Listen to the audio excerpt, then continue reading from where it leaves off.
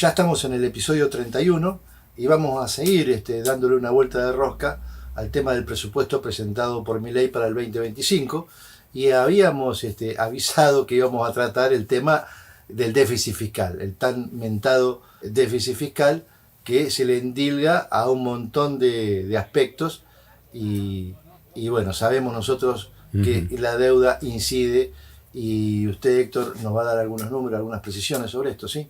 Sí, exacto, Santiago, ese es el propósito, digamos, el presupuesto es todo un gran conjunto de gastos, ¿no? Pero aquí hay dos temas claves. Uno que vimos en el programa pasado, que es la incidencia, el rol de la deuda en el presupuesto.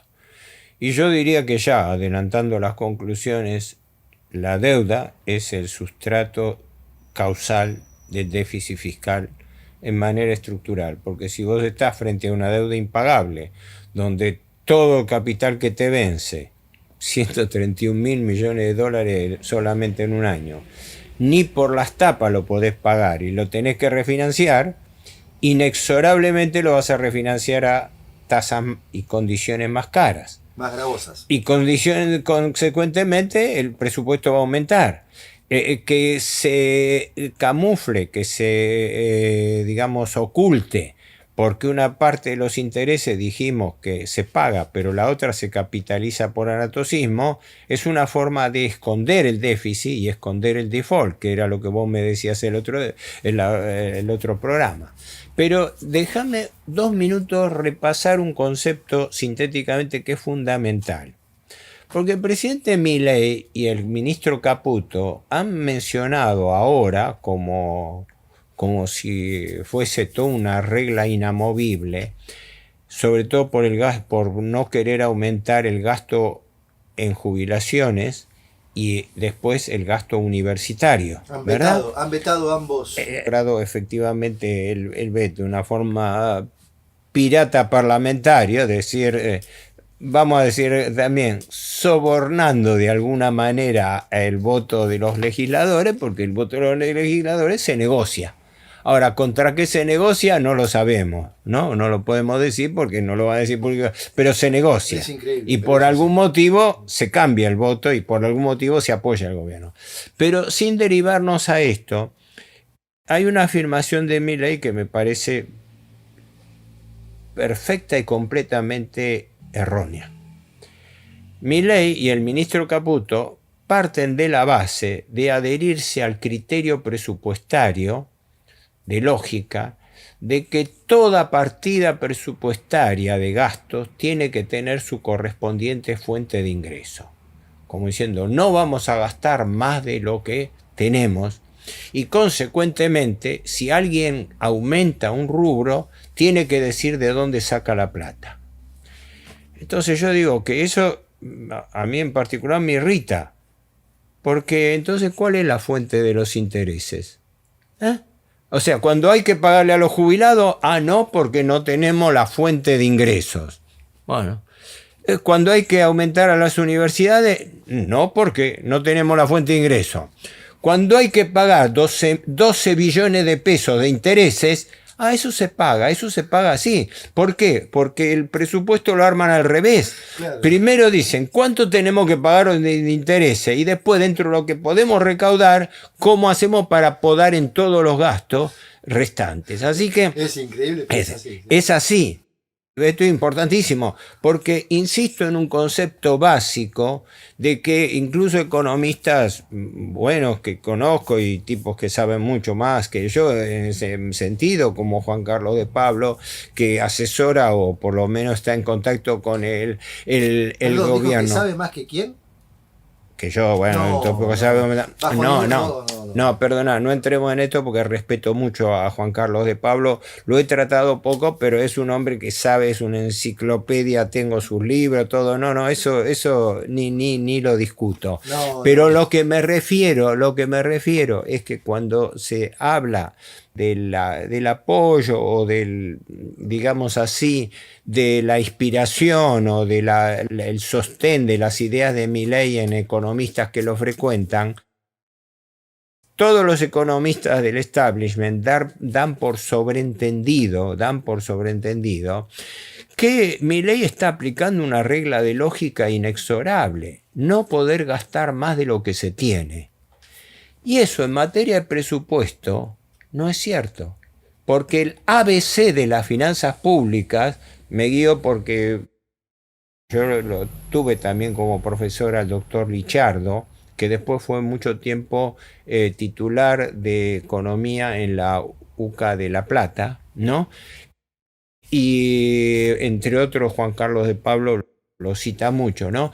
Y establece, recuerda él un criterio que yo también recuerdo haber escuchado de boca del propio Lichardo también, cuando dice hay que tener en cuenta una característica fundamental del presupuesto. Primero, el presupuesto se arma al revés.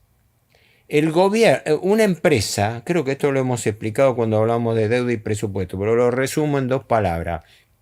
Una empresa primero ve sus costos, le suma la ganancia y con eso determina cuánto va a ser su venta. El Estado razona al revés. El Estado razona cuáles son mis necesidades que pueda cubrir. Y en función de esas necesidades veo cómo consigo la plata para poder cubrir esas necesidades. Es decir, es un criterio inverso, ¿no? Porque si no, nos morimos de hambre, claro. ¿Verdad? Es decir, cosa que comparativamente está ocurriendo. Claro. A través de la inflación se está licuando el gasto y se está imponiendo a la gente un sacrificio, y eso lo reconoce todo el mundo. ¿Para qué es ese sacrificio? Para pagar más intereses de la deuda. Esto hay que decirlo. Es decir, ¿cómo? Se está hablando de no hay plata para esto, no hay plata para lo otro. Sí, pero para intereses hay plata. Y todavía no nos alcanza. Y tenemos que capitalizar intereses por usura. Entonces, cuidado. Pero la lógica del presupuesto tiene también una connotación muy importante. No es cierto que el Estado no pueda gastar más de lo que tiene, porque tiene el derecho de señoreaje, de emitir moneda. Y el profesor Walter Beberaya Allende lo explicaba eso y escribió un libro, Teoría Cualitativa de la Moneda, donde perfectamente explica entre que el Estado se tenga que financiar con moneda o con deuda para reforzar lo que no puede recaudar solamente por impuestos, porque si no tendría que llevar los impuestos al infinito para poder cubrir los gastos, ¿no? Tiene 2 herramientas: aumentar la emisión monetaria o aumentar la emisión de deuda. Y Beberaya Allende explicaba con razón que entre emitir moneda y emitir deuda siempre conviene emitir moneda porque no pago intereses. Y el gobierno Milei dice exactamente lo contrario, que conviene más endeudarse que emitir moneda. Así que estamos dentro de una violación flagrante, directa, de un principio elemental de finanzas públicas, que es el hecho de que el Estado tiene el derecho a recaudar el dinero que necesita de cualquiera de las 3 formas de financiamiento que tiene: impuestos, emisión monetaria controlada o deuda. Y que la más inconveniente es la deuda, que es la que está aplicando este gobierno, porque este gobierno está gobernando con deuda, está dependiendo de la deuda, está haciendo un ajuste para pagar deuda. Entonces, con esto ya, como que dice, entramos con el pie izquierdo, porque quiere decir que el presupuesto se está razonando mal. Se está razonando mal sobre la base de que, no, hay que respetar sacrosantos principios. Cada partida tiene que estar respaldada. Sí, respáldeme la partida de los 12 billones de pesos de intereses, entonces. Así es fácil. Lo saco de otra cuenta. Para poner a la gente en clima, digamos así, el gasto público previsto para el año 2025 en total son redondeo, ¿no? 117 billones de pesos. Billones, o sea, millones de millones. Sí, que equivaldría a poco más de 120.000 millones de dólares. 130.000. Los tengo acá, sí, los cité la otra vez. Ahora me mataste porque lo tenía acá a mano en... no, al tipo de cambio que se considera promedio serían 106.000. 106.000 millones de dólares. Pero no confundamos, porque si saltamos de pesos a dólares nos mareamos. Los datos del ministerio están en pesos, ¿no? Pero en miles de millones o billones de pesos. Billones, hombre. No, billones. Entonces, repito, el total de gastos previstos para el año que viene es 117 billones de pesos. ¿En qué gasta el gobierno? ¿Cuáles son los rubros más importantes? Los ítems. Una cosa son los ítems, pero por jurisdicción. Según la jurisdicción está el tipo de gasto, ¿no? Por intereses se pagan 12 billones de pesos. Poco menos del 10% total. Pero dijimos que hay una trampa. No son todos los intereses. Porque una parte que el gobierno no informó se capitaliza por usura, por anatocismo. Ya se prevé no pagar. O sea, que ni siquiera pagamos todos los intereses. Pero para que se tenga en cuenta, ¿sabes cuánto se gasta en seguridad? Que son las tres fuerzas básicas, ¿no? Policía Federal, Prefectura, Gendarmería y Policía Aeroportuaria. ¿Entra la ¿no? CIDE también ahí? No, la CIDE creo que está dentro de otros gastos de presidencia. Me parece que no. Ahí no, creo que no entra la CIDE. Pero dentro de todo la CIDE. En seguridad se gastan más de 5 billones de pesos. Y en defensa se gastan 4.400. O sea que si vos sumás seguridad y defensa, no alcanza. Rubros críticos, Sí. llegás a unos 9 billones y medio, menos de lo que se paga en intereses. Claro. Menos de lo que se paga en intereses. Increíble. Por eso tenemos Fuerzas Armadas en un nivel de desarme, por así decirlo, o insuficiencia notoria. Y por eso no alcanzan los recursos para seguridad. Y por eso tenemos todas las deficiencias que tenemos en materia de seguridad. Por eso el robo, el avance del narcotráfico y todo están a la orden del día. ¿Por qué? Porque no ponemos suficientemente, entre otras cosas, ¿no? Aparte de la eficiencia técnica, suficientes fondos en eso. O sea, en intereses gastamos más que en seguridad y defensa juntos. Ahora, para tomar los rubros más importantes, el Ministerio de Economía gasta 7 billones 700, ¿no? Pero ahí hay una melange, hay un conjunto de cosas, porque no es todo gasto administrativo, son de los organismos económicos de economía. Entonces ahí están ahora las áreas de Secretaría de Hacienda hasta Agricultura, de programación económica. Es un rubro que son varios. Pero el más importante de todo es el nuevo ministerio creado, el superministerio de Capital Humano, ¿no? Que dirige esta Sandra Petovelo, ¿no? Que allí le han cargado una serie de gastos. Por ende, en Capital Humano se gastan 65 billones de pesos. Sería casi la mitad del presupuesto. Entonces de ahí viene lo que yo considero un mal manejo, un manejo inadecuado ante la opinión pública. Se dice, lo que se gasta en jubilaciones, un momento, no, todo lo que el gasto de Capital Humano no son jubilaciones, ¿no? Primero y principal, no confundamos, porque si no estamos confundiendo a la gente. ¿Cuánto es dentro de esto la estructura de gastos de Capital Humano, que es lo que se llama técnicamente gasto público social? Los principales rubros del Ministerio de Capital Humano, los principales rubros dentro de estos 65 billones son Secretaría de Niñez, Adolescencia y Familia, donde hay mucho de planes sociales. La AUH. no solamente la UH, todos los planes de infancia, de nutricionales, sí. nutricionales, todo eso, que son todos programas sociales, de gasto público social, pero no jubilaciones. Después, la Secretaría de Educación, porque ahora lo que era antes Ministerio de Educación está metido acá.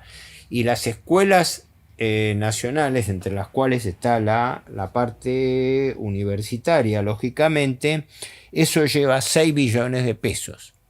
Estamos hablando dentro de capital humano, que son en total 64, los más importantes. Y el gran paquete está en Administración de la Seguridad Social, en ANSES, que son 53 billones de pesos. Pero ¿qué ocurre? ANSES no es solamente jubilaciones. ANSES implica una serie de gastos sociales, porque son los subsidios sociales, los planes sociales, todo lo que se paga dentro del ANSES.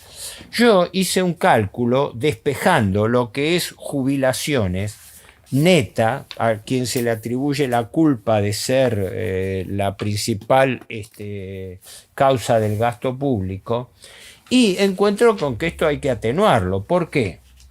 Por una sencilla razón, porque las jubilaciones, primero y principal, no son estrictamente hablando un gasto público, porque las jubilaciones son una deuda del Estado, son una deuda pública. Y no se la trata como una deuda pública, pese a que es más legítima que la que tenemos con los especuladores financieros. Con los especuladores financieros le cubrimos sacándole plata a los jubilados. Y los jubilados somos, me incluyo, somos acreedores del Estado por un dinero que el Estado sacó compulsivamente a la gente. Yo toda mi vida laboral tuve la retención compulsiva de un 11% de mis ingresos, como las empresas tuvieron un 15, un 16%. Entonces, ojo al tratamiento de jubilaciones, porque cuando estamos hablando de jubilaciones, estamos hablando de un dinero que en algún momento el Estado percibió y que ahora está devolviendo. Entonces, no es estrictamente hablando un gasto público. Exacto. Es una devolución de una deuda que el Estado tiene con el jubilado y con su nivel de vida. Ahora, si vos vivís trampeándole a los jubilados, licuándole los gastos, licuándole esto, estás robando a los jubilados. Para un presidente como Milei, que dijo que el Estado es una asociación delictiva, es decir, una asociación hecha para robar, y del cual ahora él es presidente, y cuando vamos a los hechos vemos que le está robando a los jubilados a través de la jubilación, a través de la inflación, ¿no?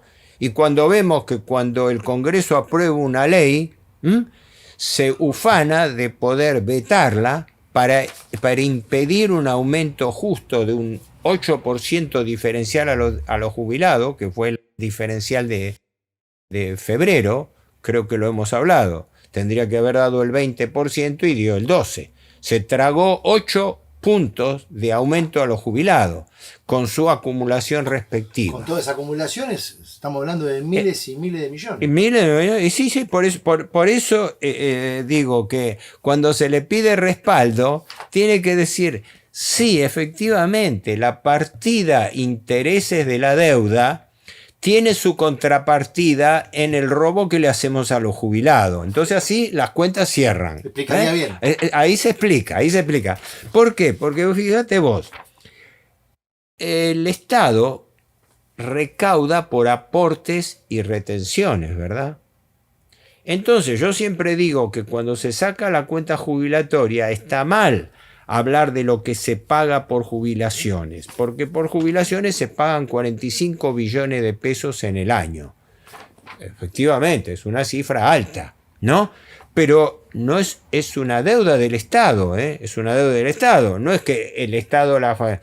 Lo que hizo el kirchnerismo fue agravar este problema al aceptar e incorporar, no se sabe, según se dice, entre 3 millones y pico, sobre un total de 6 millones de jubilados y pensionados que hay. La proporción, ahora no tengo los datos a mano, pero que el kirchnerismo agravó al aceptar jubilaciones sin aporte. Ahí desequilibró y empeoró la situación, eso es cierto. Pero fíjate vos que el Estado tiene que pagar, según el presupuesto 2025... Perdón, en términos políticos, debiera, y en términos también financieros, debiera haber creado una figura jurídica de ayuda o de subsidio a quien nunca tuvo aportes, pero no haberle igualado al jubilado que aportó toda la vida, ¿no? Sí, en realidad es muy complejo lo que hizo el gobierno, porque por un lado aceptó jubilaciones sin aporte y después le establecía unos meses de recupero, pero que no eran suficientes para compensar el beneficio que se estaba dando. Claro. Entonces empezó todo este juego de aumentar las jubilaciones mínimas con aportes extraordinarios, con lo cual envilecieron todo el mecanismo jubilatorio, porque el mecanismo jubilatorio de reparto es en función del reparto de lo aportado, más la capitalización, más el Fondo de Garantía y Sustentabilidad, que acumula el equivalente a más de 40.000 millones de dólares. ¿Y en qué está usado el Fondo de Garantía y Sustentabilidad? El 76% del Fondo de Garantía y Sustentabilidad, que es la plata acumulada de los jubilados, está metido en aguantar la deuda pública, la deuda interestado. O sea, usaron compulsivamente la plata de los jubilados para aguantar la deuda pública. Y después se le niega a los jubilados el aumento. Pero voy al dato fundamental, que es esto. En un año está previsto que el gobierno pague de jubilaciones por todo concepto, pese a que están mal concebidas desde el punto de vista que hay jubilaciones sin aporte, 45 billones de pesos.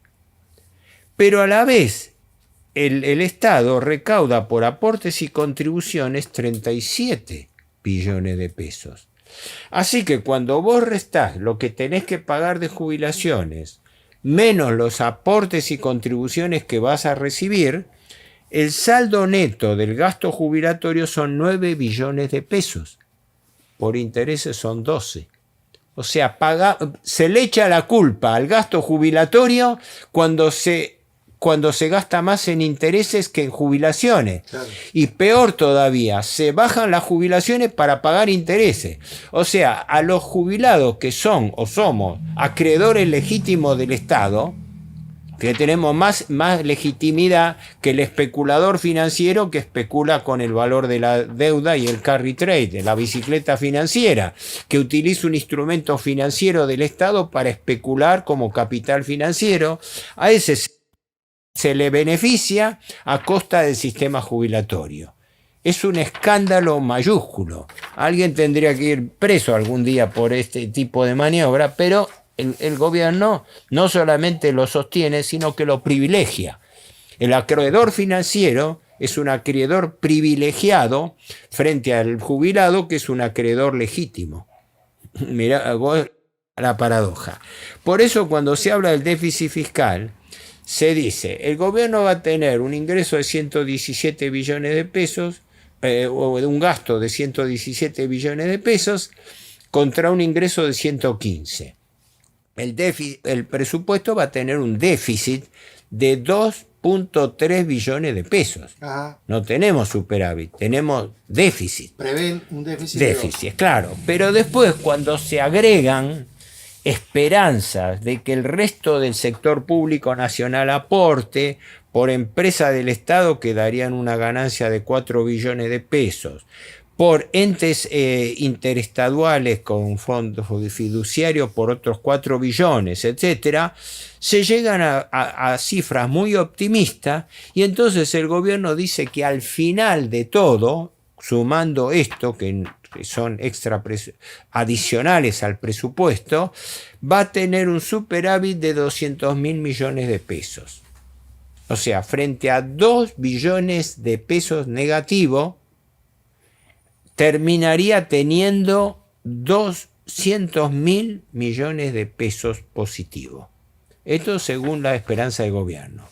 Insisto que es una cifra muy controvertida y no sé qué va a pasar cuando esto se discuta, si es que se discute seriamente en el presupuesto, porque creo que esto tiene una falencia estructural muy grande.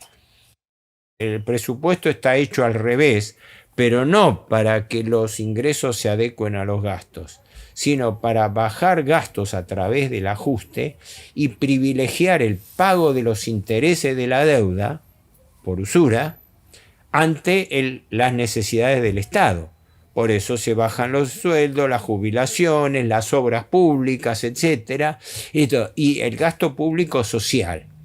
Esto lo hice para poner en contexto cómo es el peso real de las jubilaciones en el gasto público, porque al ciudadano corriente se lo está engañando, haciéndole creer que las jubilaciones son la culpa del déficit fiscal. No, la culpa es la deuda y sus intereses y el sistema de endeudamiento perpetuo que crea un círculo vicioso donde el mayor gasto público es los intereses de la deuda. Y como no se llegan a pagar totalmente los intereses de la deuda, una parte se paga y otra parte se capitaliza por anatocismo. Pero eso aumenta el stock de deuda, aumenta la deuda, como lo hemos visto en el programa pasado, y en consecuencia aumenta el gasto público. Entonces el círculo vicioso vuelve a cerrar con un aro como si fuese una espiral, que cada vez aumenta más. Porque este gobierno está gobernando con deuda y su política, como la política de casi todos los gobiernos, pero como la formalizó el anterior presidente Macri, Macri vino a gobernar con deuda. En 2 años aumentó la deuda en 83.000 millones de dólares. Y cuando no pudo pagar intereses, tuvo que ir y pedir auxilio al Fondo Monetario Internacional, endeudando a la Argentina por 45.000 millones de dólares que le desembolsó el fondo y que ahora no le podemos pagar. Estamos refinanciando. Lo refinanció primero el gobierno Alberto Fernández con un acuerdo de facilidades extendida por 10 años. Vamos a estar pagándole al fondo hasta el año 2034. Es decir, es una espiral de deuda que genera un déficit público cada vez mayor. Sí. Es decir, es lo contrario a un círculo virtuoso. Exacto, círculo vicioso. Un círculo vicioso. Sí, exacto, es un perfecto círculo vicioso. Vicioso. Porque vos tenés un mecanismo recurrente e increyendo. ¿Por qué? Porque vos no vas a bajar la deuda. Vuelvo a insistir en esta premisa. El objetivo de todo este sacrificio impuesto al pueblo argentino para pagar intereses, el premio va a ser que la Argentina va a poder volver a los mercados internacionales de capitales. ¿Para qué? Para tomar más endeudamiento. Que van a generar intereses más usurarios, más leoninos. Exacto. Sí, es un círculo perfecto. Esto me parece lo más importante a señalar. Entre los rubros que yo mencioné, bueno, son rubros para tener un dato comparativo, ¿no? Pero esto la gente no sabe. Después, claro, sí, lógico, despidiendo personal se hace economía. Yo por una deformación profesional soy licenciado en administración. Toda mi vida en la actividad privada trabajé en el ámbito de organización y sistemas. En tema de racionalización algo sé y he estudiado y además he aplicado profesionalmente, ¿no? Con todos los sinsabores que eso traía cuando uno tenía que ir a una empresa a recomendar racionalizaciones o cosas por el estilo, ¿no? Pero la racionalización de gastos en el Estado es infinita, porque el mal uso del gasto público es endémico en la Argentina y en el mundo, pero en la Argentina es más escandaloso por el clientelismo político. Pero, ¿qué ocurre? En la práctica, el Estado cumple una función no declarada, ser un fondo de desocupación encubierto.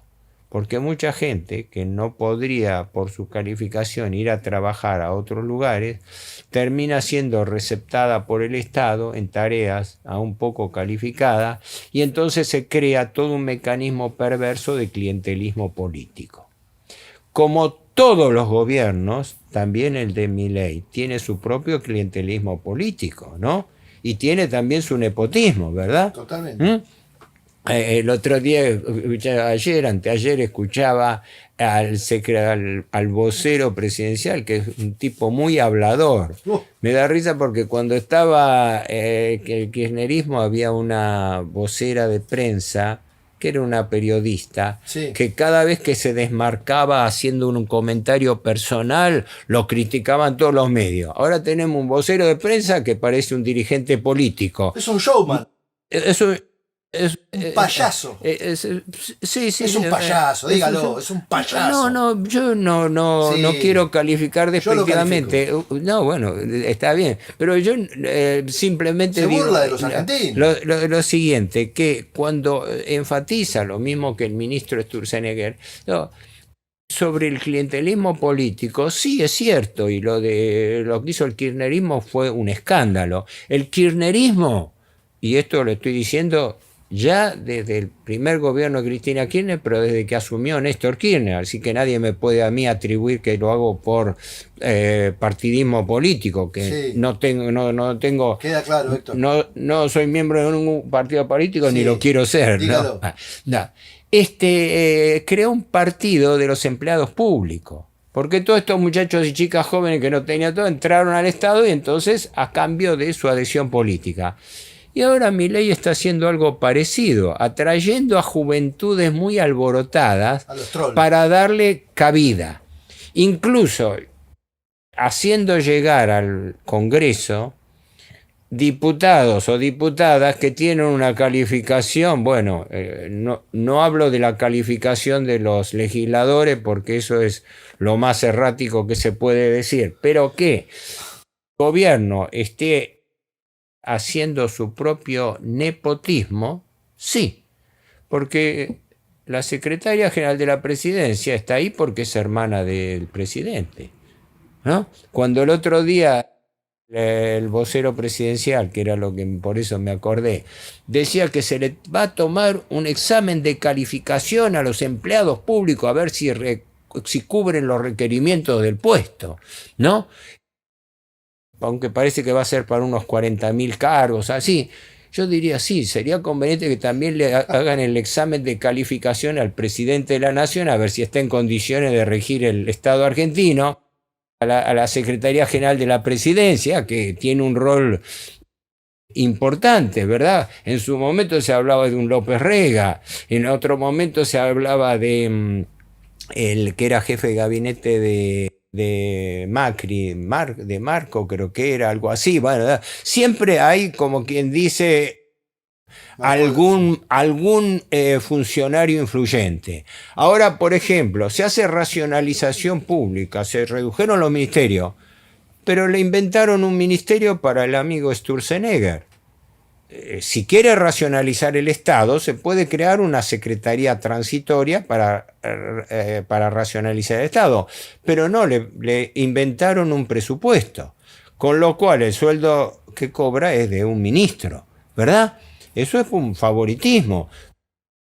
Sturzenegger, que es economista, puede, y es más, algunas de las medidas de racionalización que él está tomando las avalo en cuanto a que en el Estado la posibilidad de racionalización es casi infinita, no terminas más de hacerlo, ¿no? Pero crearle a él un ministerio para que él tenga su propio estatus dentro del gobierno, ¿no? Es lo mismo que se está hablando del ministro de Economía Caputo, por un lado, que ¿por qué está ahí? Él es un broker, era un colocador de deuda. Desde que asumió, incluso economistas independientes o economistas del establishment dijeron que sí, como colocador de deuda y como administrador financiero, viene de un fondo de inversión, de colocación de bonos, Anker, él y el presidente del Banco Central, Bausili, que es su socio y amigo. Por eso están allí en la dupla, Ministerio de Economía, Banco Central. Pensar que esta gente se jactaba siempre de que el Banco Central tenía que ser independiente del Tesoro. Y lo primero que hace el ministro de Economía, pone a su socio y amigo al frente del Banco Central, ¿no? Y después está otro primo de él, Santiago Caputo, que es el asesor en la sombra, que parece ser un López Rega que está atrás de los nombramientos y que ninguna decisión clave del presidente pasa si no es por él.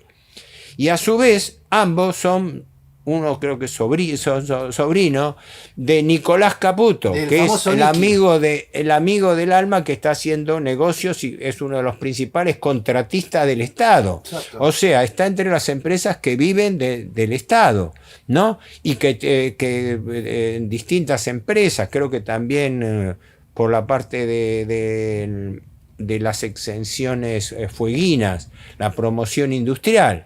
Así que estamos frente a un cortocircuito de un gobierno que dice algo, pero en la práctica no difiere. Y el último eslabón de cita es el de la casta. Esta imprecisa definición de la casta que no sabemos qué es, porque si hay varias castas. Si hay una casta política, sí, pero hay una casta financiera, que es la que sostiene a Milei, de la cual nadie dice media palabra. Y esa es más importante que todas las restantes castas, porque cuando vas a ver la economía está en recesión, la caída de los salarios e ingresos hace la caída del consumo, eso produce recesión, con un esquema inflacionario hay estanflación, hay retraso cambiario, y todo eso, ¿a quién beneficia en la actividad productiva? A ninguno. Mientras que en cambio le da ganancias extremas y es la fiesta de los bonos del capital financiero y el carry trade, la especulación entre tipo de cambio y tasa de interés. Estamos con una economía montada al revés, una economía puesta al servicio de la finanza. Y esto hasta ahora no es reversible. Y el gobierno está jugado a muerte a sostener este esquema, porque pienso hay una explicación muy simple, y es la estructura de poder que sostiene al gobierno. Nadie puede ir en contra de sus mandantes. Yo en lo personal creo que el presidente Milei no está a la altura de desempeñar el cargo, que no tiene la seriedad, es un Zelensky argentino, es una marioneta de los intereses que lo colocaron en el poder y sobre el cual él no tiene ninguna capacidad de decisión de estructura. Puede sí actuar políticamente, puede actuar como un showman, puede actuar como un, digamos, difusor, así, un alborotador público para más que nada arrastrar equívocamente al voto joven, ¿no? El voto joven cree que él es un contestatario por su forma de expresarse, pero mientras vende esa imagen, que por otra parte son votos jóvenes, todo, en la realidad lo que está haciendo es esto. Está poniendo una economía al servicio del pago de la deuda. Y todo el presupuesto está armado para eso, a imagen y semejanza de lo que necesita el capital financiero, adscribiendo la política económica, la política financiera que manda sobre la política económica y la política exterior, de alineamiento incondicional con los Estados Unidos, con Israel y con el capital financiero en general. Entonces, estamos en una situación sumamente delicada y este presupuesto, falta decir la palabra final, a ver si el Congreso lo va a aprobar o no. Y si se atrancara en el Congreso, el gobierno ya tiene la carta de repuesto, hacer la misma pirateada que hizo con el presupuesto 2024. Prorrogarlo y decidir unilateralmente. Quiere decir que en realidad estamos frente a una dictadura presupuestaria.